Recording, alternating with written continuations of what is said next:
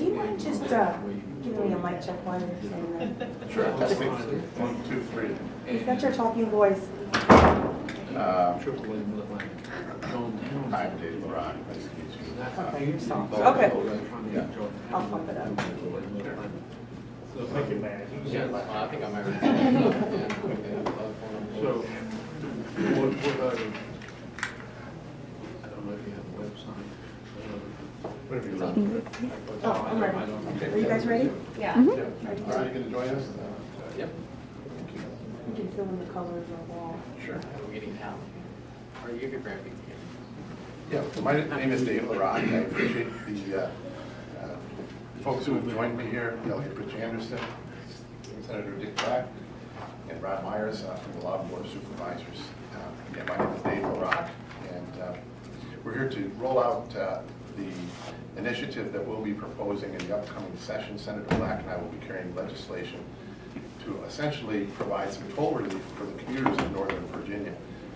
We both serve people who live west of the Greenway, and the effect of the cumulative tolls of the Greenway, the Dulles Toll Road, and the recently rolled out I-66 in the inside the Beltway tolling plan amount to a level of tolling that I would say is probably almost unprecedented around the country. If you pick an average, if you bring them together into a total that includes a fairly high, but certainly tolling level on inside the Beltway that has been seen by some, you could be looking at tolls that are in excess of $20,000 per year. So I don't know that I want to steal Delegate Anderson's line, but it was someone said that you would have to get a part-time job to pay your toll bill so you can drive back and forth to work. But it's no laughing matter for the people that I serve. This affects families, it affects businesses, and any business that would be considering this as a destination is certainly going to consider the cost of living. Tolls at this level, just there needs to be action taken for them for regard to business and the families that these will affect. So we're here to outline the 5 components of the legislation, and also just to generally describe some of the circumstances that exist. So perhaps I'll leave that 1 through 5 summary including, in addition to the folks joining here today, I will say that we have the support of Delegate Michael Weber and Senator Joe Holson-Vogel, Delegates Tim Hugo, Ted Greason, and Scott Lingenfelter. They signed on to a letter that we sent to Governor McAuliffe on December 21st, and recently received a response to, that basically amounted to no offer to provide the kind of relief that we're saying is necessary. They did leave the door open on this idea that I'll mention in a little more detail. One of the ideas would be to toll the Dulles Access Highway as hot lanes, and again, I'll mention that when I read through the list after the folks that are joining me here say a few words. Thank you. I'm Senator Dick Black, and what we're very concerned about the really astronomical levels of tolls that are being imposed on people in Northern Virginia. You know, there was a toll that was about to go into effect in Hampton Roads, and it was going to cost commuters $2 each way. And the governor intervened because this was a heavily Democratic area, and he said, well, we've got to do something, we've got to reduce the tolls, and he took action, and he did reduce the tolls for people who were paying $2 on a toll. Now we're paying $44 on a toll, but the governor is not terribly concerned and certainly not prepared to take action to alleviate that. As a result of that, we have introduced, well, we have not yet introduced, but we're formulating legislation. Delegate LaRock and I are, and what we're going to do, hopefully, is to compress the period in which tolling is applied on I-66. Right now, it's been expanded from 2.5 hours to 4 hours. What this means is that for people who who can adjust their schedule to avoid the peak hours. Now it's become almost impossible to do that because the tolling applies all the time. We also want to make sure that people inside the Beltway are paying their fair share of the tolls. The tolls have been structured in such a way that in the Republican-leading suburbs out in the west, the tolls are enormous, and yet for people who are inside the Beltway, which is very heavily Democrat, there are very little tolling that affects people there.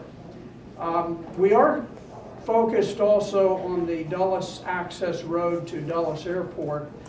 Right now there are no tolls on that, and we are considering making that into a toll road and using those tolls to buy down the tolls that are applied on the Dulles toll road. Finally, it really is our belief that the Dulles toll road should be toll-free by 2030. When that toll road was established, there was a promise made to all of the people in the region that once the tolls had paid off the bonds for the Dulles toll road, that would end it. It would become a toll-free road. Instead, in the year 2006, Governor Tim Kaine did a very unique process where he gave the toll road to the Airports Authority, and since then the tolls have been raised and raised and raised and used to fund the Silver Line Metro, so that you have commuters on the toll roads who are paying money for the Metro, and yet they don't use the Metro. So anyway, these are some of the ideas that we are looking at. We're developing the legislation, and I think you will see that introduced during the coming session. And so with that, I would turn it over to Delegate Rich Anderson. Rich? Thank you, Senator Black. My name is Rich Anderson. I represent what's called the 51st House District, which is located entirely within Prince William County. But I have a unique perspective on all this, because if you were to look at an east-west oriented map, which represents the district, the eastern terminus of the 51st is bounded almost, only about a few hundred yards short, by Interstate 95. And on the west, as the district arcs westward out to the Noakesville area, it falls just short of Interstate 66. So I've seen this for the last 8 years that I've been a Virginia state legislator from the perspective of those who commute along the I-95 corridor, and then now, because of this latest construct of tolling along I-66. And so let me just speak to this through four data points that are arranged sequentially, if I could. And it's this. In 2009, when I first ran for the House of Delegates, I ran, as did many people, on a platform of opposing the conversion of the old HOV lanes to hot lanes because of the tolling. Nevertheless, then Governor Tim Kaine had done the necessary legal instruments that made it a done deal, and they proceeded. The lanes, the cost of traveling that corridor now is, I would say, tolerable. It's high, but it's tolerable. Whereas now, with the execution of the hot lanes along the I-66 corridor, those are intolerable, because you simply need to look at the price structure to derive that conclusion. So in 2013, we passed House Bill 2313, which was sold to the General Assembly as a bill that would satisfy the fiscal needs of Virginia highway transportation's industry for the next decade.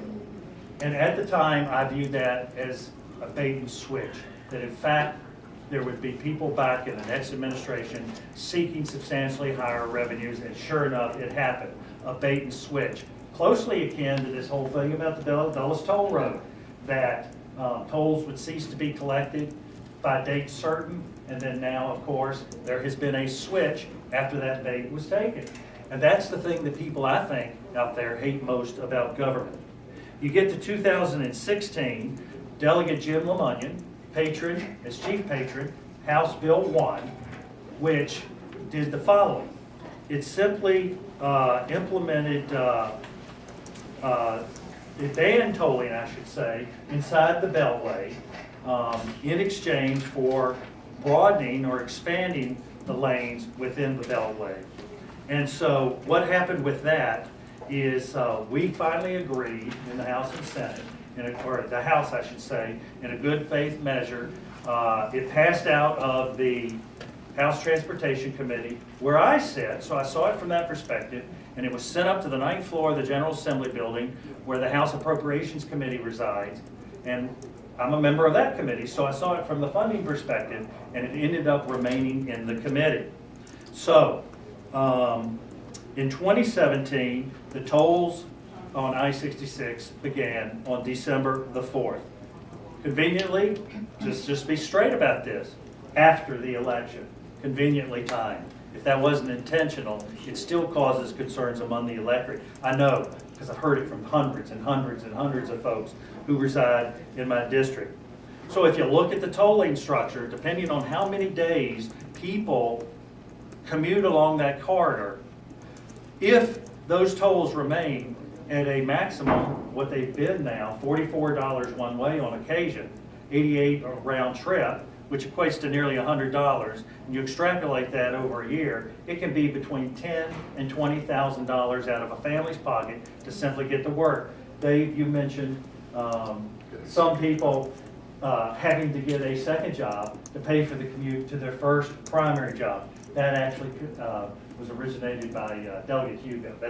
That's something that he relayed somewhere from a constituent that he had contacted him. So immediately after, a group of my peers in Prince William County, members of the Democratic delegation, had a press conference in Fairfax at VDOT and expressed outrage about this structure. But I want to be very clear, and I hesitate to say this because I don't want to put this in a partisan context, but our caucus has led on this consistently since the proposals have been made. And then as the train moves out of the station, we did have this group in recent days hop onto the caboose as it went out of town. They all opposed consistently Delegate LaMunyon's House Bill 1 in the 2016 session. I want to be very clear about that. They opposed it. Now they are on board. And then on the 18th of December, to bring this to a conclusion, the governor came to the General Assembly in his once-a-year tradition and presented his proposed budget to the Joint Monies Committee of the House and Senate. I was present for that meeting as a member of the House Appropriations Committee, and one of the things that the governor is proposing is this huge proposal for a WMATA funding, which, speaking as a Prince William County legislator, imposes considerable regional taxes on my home county of Prince William, when in fact Prince William is not a part of the WMATA compact. And so, in summary, and I'll turn it over to the next speaker, there's huge voter outrage about this. We need to find ways to pay for our roads here in Virginia, but not at this crippling pace that we see happening. One of the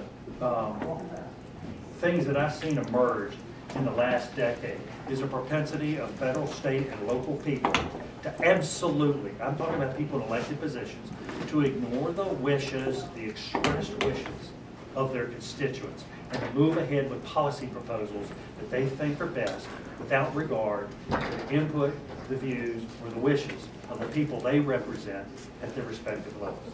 And so with that, thanks for the opportunity to comment.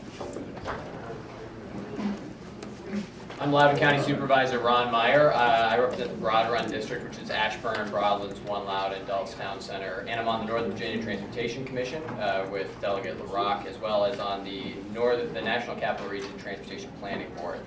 We had a resolution last night at the Northern Virginia Transportation Commission that simply asked for VDOT to evaluate lowering tolling costs. not to do it immediately, not to suspend the system. We simply asked the fellow members of our commission to ask VDOT to evaluate lowering tolls. So not even going as far as the legislation we're discussing today. What we saw from, frankly, it was a partisan shutdown of that attempt. And so what is really clear is that the McAuliffe administration and that Northern Virginia Democrats are relatively united in supporting higher tolls if it forces people onto transit. Instead of making transit better, they want to make driving worse. And that's the way they want to put people onto transit. What we need to do is improve our transit to make it a better choice rather than making driving a worse choice by pricing people out of their cars. And that is exactly what has happened. And even worse, adding on to this toll issue, is the fact that Governor McAuliffe, as part of his parting gift, not only has left these tolls, but now he's saying we need to take money from the organization that's meeting right behind us, the Northern Virginia Transportation Authority, take more than a third of their funding, which goes primarily to roads and highway infrastructure, and take that money and give it to Metro.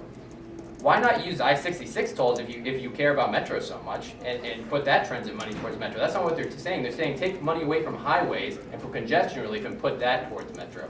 We all agree that Metro needs to have stable funding and that Metro is important to our region.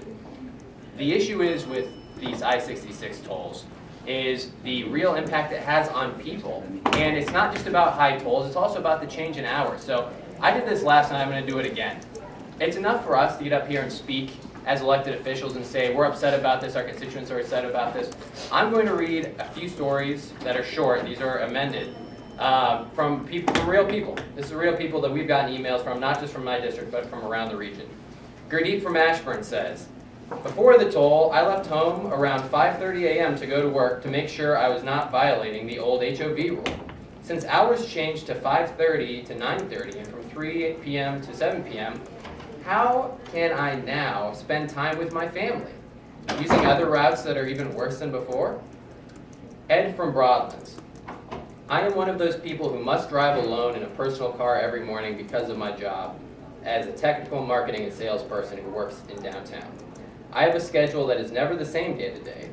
I hope that your resolution passes unanimously. I find myself bitterly disappointed that the same highway I have used every business day for 21 years for free is now unusable to me because of the expanded long hours of this expensive dynamic tolling. Ann from Loudoun says, VDOT never indicated that these tolls would get this high. And looking back at past reporting on I-66, it was estimated that tolls would be around $9 at the peak. Steve from Ashburn says, I live in Ashburn and work in the heart of DC. My commute is about 34 miles one way. To make it to work, my hours are 6 a.m. to 3:30 p.m. Until the recent change, I was able to get on the I-66 prior to it turning HOV only at 4 p.m. There's no way I can pay these outrageous tolls, so I'm going to have to take an alternate route. For me, that probably means adding about 30 minutes to my commute time. And this is the key line. Public transportation isn't a realistic option for me as it takes much longer and results in much less time with my family and a far more unpredictable commute time. Cullen from Fairfax says, thank you for championing reform for the new and terrible I-66 rules, specifically returning to the previous hours of free usage that allows so many commuters to work reasonable schedules, arrange for childcare, and use the highway our own tax dollars built. You can hear a range of stories from people obviously very frustrated about the hours change, but also upset about the tolling costs.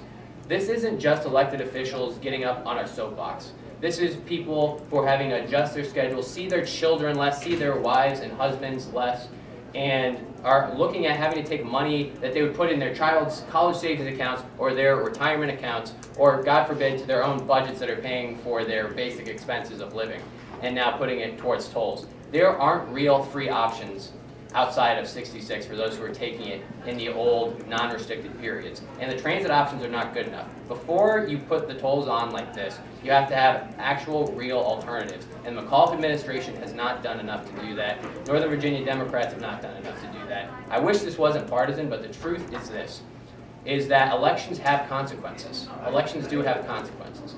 If the Republican Party, which has diverse views about the president, has to be the party of the president, then guess what? The Democrat Party is the party of tolls because this is a McAuliffe administration, and now with the Northern Virginia Transportation Commission's vote, it is clear that their party's platform is to have higher tolls on highways to force people onto transit, not to make transit a better option by making it better. And so we need to have elections have consequences in the future, and make it really clear that our party's platform, my party's platform, is that we are going to lower tolls. We are going to make all transportation options better options, and not just pick one over the other, have an all of the above approach that benefits all families. Thank you to all our speakers. I think we've covered most of the highlights. One of the things that I'll just toss out is that if you aren't already impressed that tolls are unbearable in this region, I'll just remind you that as of 2019, there's another scheduled toll increase on the Dulles Toll Road that would be about a 35% toll increase, amount to about $1.25 in addition to the current toll. Senator Black did a great job outlining the 5-point plan. I think I'm not sure you mentioned the one item, which is very simple, and that would be to, again, instruct Virginia Department of Transportation to refund, rebate tolls over $200 per month. So that would, a degree of relief. It's still a huge amount of money to add to someone's budget, but it would introduce a level of predictability and moderate what would otherwise could be a toll bill much higher than that. I'm glad to see Delegate Minchew has stepped in and perhaps would add a few words to what has already been spoken. Thank you, Dr. LaRock, Senator Black. My name is Randy Minchew, and I've got the honor of not only serving on the North Virginia Transportation Authority, where we are right today, but also the North Virginia Transportation Commission, and in order to make sure I have all the time still in my days, also the House Transportation Committee. While I will not be present to work with Senator Black and Dr. LaRock on this legislation, as a private sector person who's been involved in transportation improvements and making sure that if we have tolling, that they're equitable, I look forward to supporting this legislation. I look forward to watching their leadership, which has been sound and honorable, continue during the 2018 session. So as I move back into the private sector, along with Colonel Anderson to my left, we look forward to watching this integrity-laden legislation go forward. And Senator Black, Dr. LaRock, we wish you guys good in this legislation, and we'll be in the private sector supporting your efforts. Thank you. Thank you. Well, there has been some mention of the partisan nature of this going forward. We're going to do our best to make the resolution to actually achieving toll relief a nonpartisan issue, and I'm optimistic based on some of the communications that have come out of the press conference held by our Democrat counterparts and just the general the lay of the land. I'm hopeful that we'll see all of these 5 measures enacted into law, which will bring significant toll relief and remedy these quality of life issues as well as others that Ron and others have so eloquently articulated. So thanks to everyone for coming here. I'm glad to answer questions if there are. Right now, reverse commuters from DC and Arlington and Alexandria who work in the Dulles corridor and outside the Beltway and I-66 are not tolled. In the evening, between 4 and 7, the inbound commute towards the DC is severe traffic congestion, worse than much in the morning, yet they're not tolling those reverse commuters. What can you propose to do and this results in the people who live outside the Beltway who go inbound in the morning having to pay the higher toll because the people inside the Beltway are not being tolled. Do you propose a solution for that? Yeah, that is one of the points that has been outlined here. Oh, okay.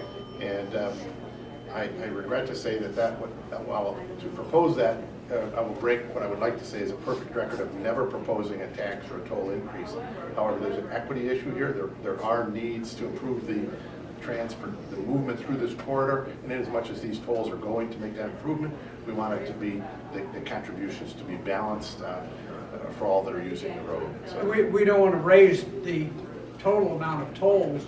We simply want it to be fair so that we don't have one group of people paying everything and the others paying nothing. Exactly. any other questions? Thanks again for coming. Yep. Thank you. Sorry for doing Doing damage to your microphone. I was trying to move it, it was like, your mom's. We're all